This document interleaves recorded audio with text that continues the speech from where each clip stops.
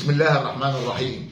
الحمد لله الذي علم بالقلم، علم الإنسان ما لم يعلم، وتكريما وتعظيما للقلم وللكتابة قال الله تعالى: نون والقلم وما يسطرون.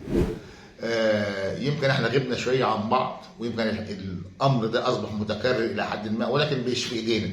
ولكن أهم شيء بيسعدنا إن احنا نلتقي بكم مرة تانية، أو بمعنى أصح نلتقي بناء على طلبات البعض من حضراتكم اللي بيطلب شيء معين.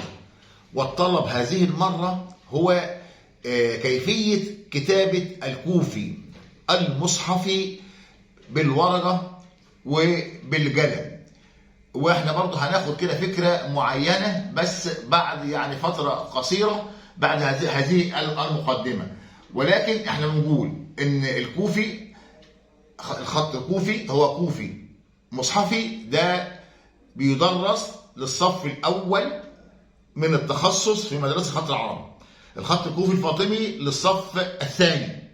لكن هو بناء على الطلب احنا اشتغلنا كتير وعلى السبورة في الكوفي الفاطمي، وايضا اشتغلنا ايضا كتير على السبورة برضو الكوفي المصحفي. ولكن هو ان كان على السبورة له شرح معين، لكن هو الناس طلبت ان احنا نعمل هذا العمل او نبين الكتابة ازاي بتكون على الورق على الطبيعة، وهذا ما سنفعله بعد حين. فبالرجاء انتظروني لحظة واحدة. اهلا بكم مرة ثانية. انا عشان نكتب الخط الكوفي بنوعيه، سواء الكوفي المصحفي او الكوفي الفاطمي، احنا بنقسم الخط الكوفي لهذه التقسيم. يبقى الخط الكوفي سواء هيكون مصحفي او هيكون فاطمي. اذا الخط الكوفي بيكون تحريري وبيكون شفهي. التحريري بينقسم الى حاجتين: المضبوط اللي احنا بنكتبه بالقلم الرصاص بمقاييسه، وبالبوصه هنكتبه بالبوصه اللي هي تقريبا البوصه بتاعه الرقعه او اعرض شويه. اما الشفهي فده بيكتب بالقلم الرصاص زي ما هنعرف بعد شويه صغيرين. لكن عايزين نقول ان الكوفي التحريري المضبوط ده هو هيبقى الكوفي المصحفي في سنة أولى تخصص. المضبوط ده هيكون الفاطمي في سنة تانية تخصص. لكن في الامتحان بنكتب المضبوط ده سواء مصحفي أو سواء فاطمي. لكن أيضا في كلا السنتين بنكتب بالبوصة وبنكتب أيضا بالقلم الرصاص. والكلام ده إن شاء الله ربنا يسهل ونكون متواصلين مع بعض هنعرفه بالتفصيل.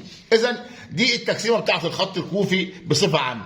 أنا علشان نكتب الخط الكوفي لابد يكون عندي بعض الأدوات متمثلة في مسطرة إلى حد ما جيدة، قلم رصاص، ويفضل القلم الرصاص اللي هو السنون ال5 ملي. عندي مثلث، وبس انا ليا تعليق بسيط، ده اسمه مثلث 30-60، ودي طبعا زاويه قايمه لان مجموع زوايا المثلث 180. البعض ما بيبقاش عارف ايه مثلث 30-60، لا لازم نبقى عارفين الكلام ده. وبعدين ايضا بيبقى معايا مثلث بنسميه مثلث 45، يعني الزاويه ديت 45 والزاويه ديت 45، ايضا الزاويه ديت قايمه. لا مانع ان يكون معايا منجله بهذا الشكل، ممكن انها نستخدمها. طبعا المسطره ممكن يكون معايا اكتر من مسطره، لا مانع.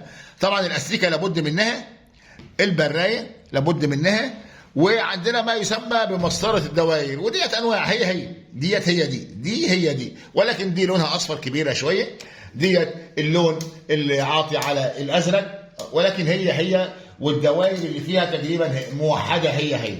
لكن احنا بنحب يكون عندنا اكتر من شكل، على اساس يعني في بعض التفاصيل ان ما كانتش موجوده في هذه فممكن تكون موجوده في هذه. اذا ندخل في الشغل على طول. انا علشان نكتب نخلينا كده مع بعض، ويا ريت نركز، وبرضه مش عايزين نطول مع بعض حتى لو اتكلمنا في اكتر من مره. احنا دلوقتي عايزين نكتب الخط الكوفي المصحفي. انا هنكتب بجنبيها المصحفي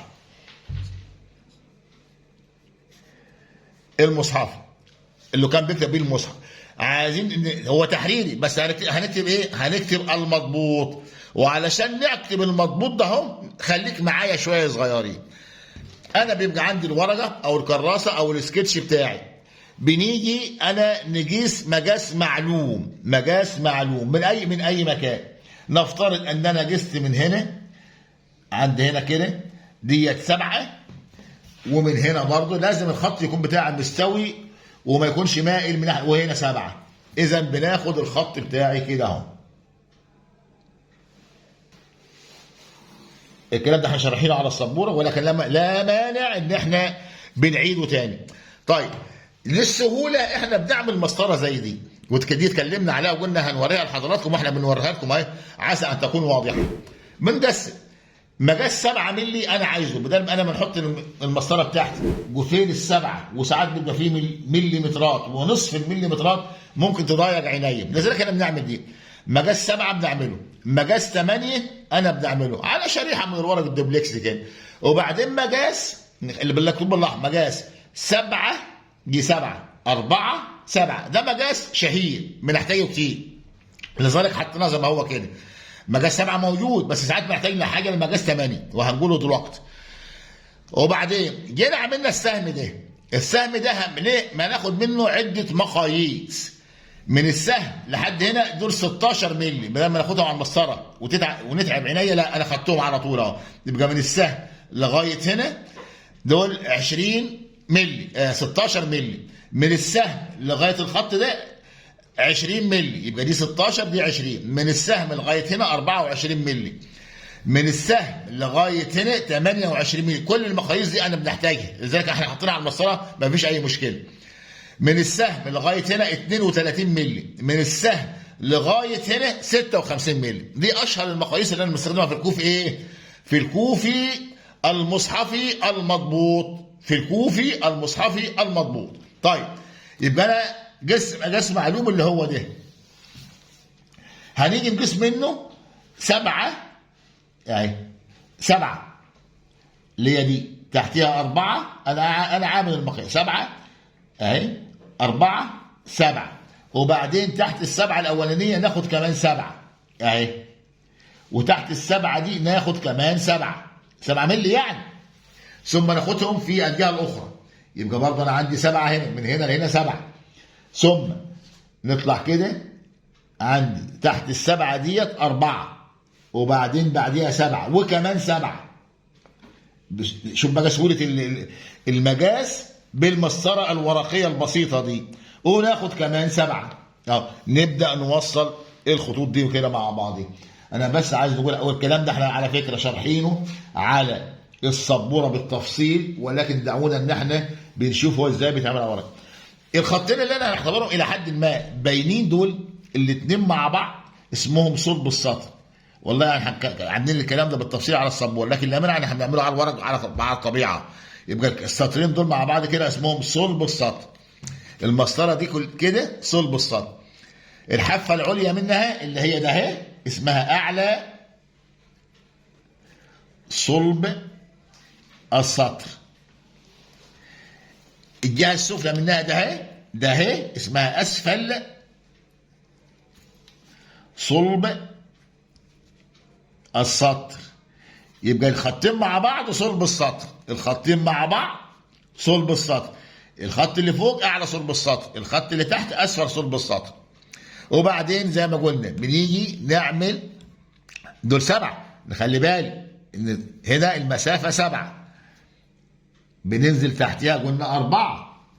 ادي النقاط بتاعتي، بنثبت المسطره كويس ونعمل خط كده اهو. انا عايزه يبقى اخف شويه علشان ليه بتبقى خطوط مساعده.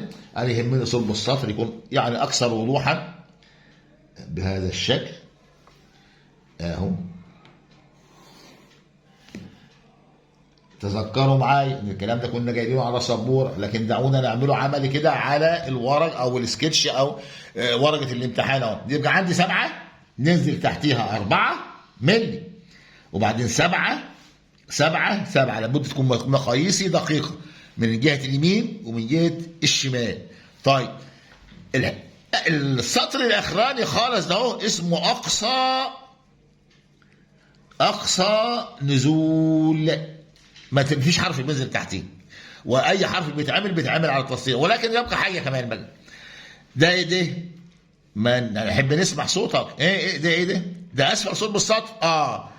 نحط المسطره بتاعتي في مقاس 56.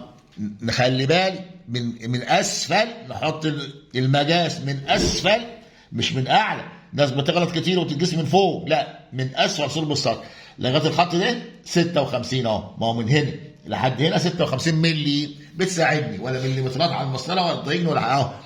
جيت هنا يبقى برضه من اسفل صلب السطر اهو 56. بنعمل الخط اللي فوق ده اهو.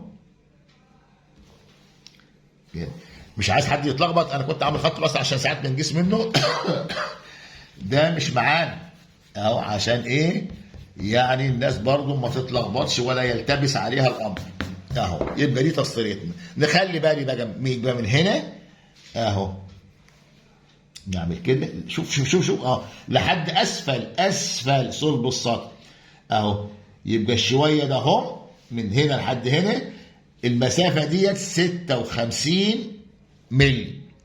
نخلي بالنا، انا عايز نقول كده ملاحظه صغيره خالص. اذا انا مشيت افقي بهذا الشكل، لما نيجي نكتب بقى افقي بهذا الشكل، حتى نقيس عشان برضه تبقى مضبوطه، بتبقى 7 اهو عشان ما ننساش. يبقى انا ماشي كده ايه؟ افقي اهو بالشكل ده كده. يبقى لو مشيت افق كده يبقى المسافه ما بين ده ومن ده 7 مللي. طيب لو انا مشيت راسي بهذا الشكل، ادي خط اهو، نقيس منه 8 مش 7، 8 اهو. يبقى اذا اي حاجه افقيه كده 7. اي حاجه تعمل راسيه زي الالفات، انا ممكن ناخد نموذج للالف، بتبقى المسافه بينهم 8 مللي. ده نظام كتابه الخط الكوفي. يبقى اذا دي تسطيره الخط الكوفي المصحفي. الفاطمي كنا اشتغلنا برضه، بس خلينا دلوقتي في بناء على طلباتكم، انتوا عايزين ده فاحنا شغالين في ده. يبقى اذا اي حاجه هتمشي افقي المسافه ما بينها حتى هنا 7. لو عملنا حاجه راسيه قائمه كده بتبقى 8. ننتبه لهذا الامر. طيب انا عايز بس ما احنا عملنا حرف الالف على السبوره، لكن تعالوا نفكر نفسنا بيه ونشوف بيتعمل ازاي على الكراسه بتاعتي او السكتش بتاعي. انا بنجيب اي حاجه بنحاول نثبتها كده على سطح، ونثبت مسطره، مثلث، منجله، اي حاجه، اي مسطره، وبنحاول نحط المثلث بتاعي كده عشان بس تبقى ايه الخط اللي انا بعمله ده يبقى خط قائم كده، قائم. يا ريت يكون واضح على نفسه، بنعمله خفيف لان بنسميه خط مساعد. طيب هو قائم يبقى اذا هو راسي. انا عايز نقيس منه، يبقى لما نقيس منه هنقيس منه كام؟ 7؟ لا 8. يا ريت تكونوا صحيين معايا اهو 8 اهي، ومقاس 8 موجود عندي. اعمل مسطره زي دي تريح نفسك بيها وتريح عينيك اهو. ثم بالمسطره او بالمثلث او باي حاجه بنوصل الخطين دول كده مع بعض. انا رايح طالع فوق نازل بتاع خطوط مساعده. ولو تذكرنا في ترويسه للحاجات اللي هي طالعه لفوق، الالف، اللام، الكاف، فبيبقى لها ترويسه. الترويسه بتاعت الخط الكوفي المصحفي بسيطه جدا، ان انا بننزل هنا بمقدار 2 مللي، النقطه دي على بعد مقدار 2 مللي اهو، ونيجي هنا نوصل النقطه ده اهي بالنقطه دي كده بالراحه برضه انا مطول الخط، ما لان خط مساعد، وفي الامتحان على فكره هو بيطلب منك تسيب الخطوط المساعده دي زي ما هي كده. طيب هنيجي نطلع من هنا اهو 8 لان هو برضه راسيه، يبقى لل8 اهي بناخدها كده فوق، وناخدها ايضا كده في اي مكان تحت بس عشان تبقى مظبوطه بس اهو. يبقى انا مشيت كده 8 خط مساعد 8، مشيت كده 8. بننزل هنا على صلب السطح بننزل 4 مللي. خلي بالك من النقطه دي هنطلع بقوس كده خفيف نوصله بالنقطه دي، ومن نفس النقطه ننزل اهو نمشي، وبعدين نطلع بالراحه كده اهو ونوصلها بدي كده. خلص احد اشكال حرف الالف، نبينه عشان يكون اكثر وضوحا. يبقى انا هبين الالف اللي انا عايزها بس، ماليش دعوه بقى باي خطوط مساعده.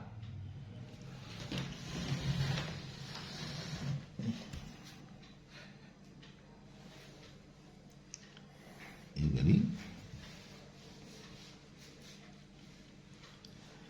كده. نبين كمان درجه بس ايه الجزء اللي انا عايزه بس، اللي هو ده خلاص. وده لو هو مش باين بنبينه اكتر بهذا الشكل اهو. يبقى ده كده احد اشكال حرف الالف الكوفي ايه؟ في الخط الكوفي المصحفي المضبوط. في الخط الكوفي المصحفي التحريري المضبوط. يبقى عرفنا تسطيرة الخط الكوفي المصحفي المضبوط اللي هي دي، وهنشتغل بعد كده. بس انا برضه مش عايز يعني ايه نستغرق وقت طويل، لكن بسرعه. طيب انا عندي التحريري ده بينكتب الحروف المضبوطه اللي هي زي ده. طيب انا مكتوبه بالبوصه كمان، للبوصه تسطيره، للبوصه تسطيره، وانا برضه عامل لها مسطره صغيره تريحني اهي. عامل لها مسطره صغيره تريحني ليه؟ انا بيجي بناخد برضه هنا الخط ده كده، بس خلي بالك انه يكون ايه منتظم ومش مش مميل من احد الجانبين اهو. انا خدت الخط ده كده، بننزل منه ايه اهي. انا عملت مسطره ثانيه اهي، على فكره مغلفه بالسلوتيب علشان ايه ما تتبهدلش وما تتوسخش وكده يعني اهي. ديت وديت مغلفه اهي، مغلفه اهي. بننزل كده 18 الشويه ده اهو، 18 من اللي انا جايزهم على المسطره دي لو خدناهم هنا اهو. ادي ال10 عشان هنا في نص مليمترات هتضايقني اهو. يبقى برضه ادي النص، وادي 1 2 3 بعد يبقى ايه على بعد 18 مللي. يبقى اهي، يبقى هنا 18 وتحتيها 3 و3 تمام. طيب وناخدهم برضه في ناحيه ثانيه 18 3 3 نوصل الخطوط دي مع بعض. دي التسطيره الخاصه بالبوصه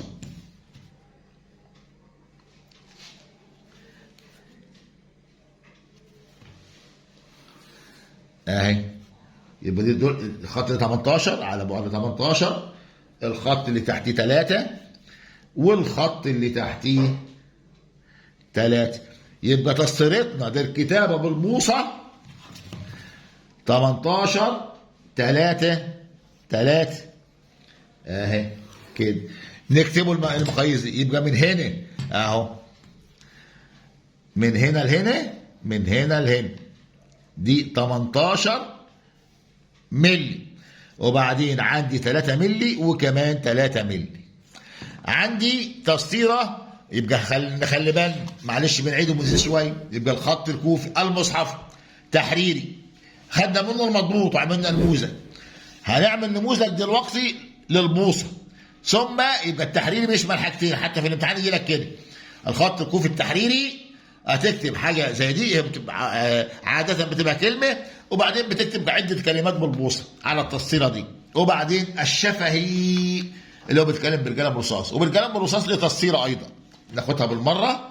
يمكن نكون غيبنا على بعضكم يعني على شويه، لكن معذره انا بنحب بس ايه ان الامور تبقى يعني متعلقه ببعضيها، وبعدين بعد كده تلاقي الامور سهله جدا. يبقى من تسطيره ثانيه اهي ديت بتاعت البوصه، دي البوصه ديت بتاعت القلم الرصاص. بص اهي دول 9 مللي، ما هماش سنتي، ما هماش 10 مللي، دول 9 مللي. وبعدين يبقى دول من هنا لحد هنا 9 مللي، تحتيها 1.5 مللي، 1.5 مللي اللي هي نص ديت يعني كده. طيب عايزين ناخد نموذج لكتابه حرف الالف بالبوصه. معلش يعني تمعنوا في هذا الكلام، لان انا اسف جدا ما حضرتش الحبر، هنجيبه بسرعه وانت بتتمعن في هذا الكلام وبتسترجع مع نفسك كده عشان بس نكتبه حرف الالف. يبقى احنا اذا جبنا الحبر وتقريبا البوصه اللي هي اعرض شويه من الرقعه. احنا عندنا طريقتين يعني للكتابه، لكن لو ايدي الحمد لله يا رب تكون قويه، فانا لو انا عايزها يعني العمليه عندي بسيطه، ممكن ان انا بنحط المثلث بتاعي بهذا الشكل بنثبته وبننزل بس ناخد نجيب الالف من فوق كده اهو، وبعدين بنكمل عشان بس يطلع مظبوط. ده أنا ممكن نشتغل كده، لكن في العاده لا داعي ان انا نعمل. يبقى انا عملت الالف ده هنا، لكن ممكن بايدي على طول مره واحده اهو، نزلت ورحت واخد دي خلاص.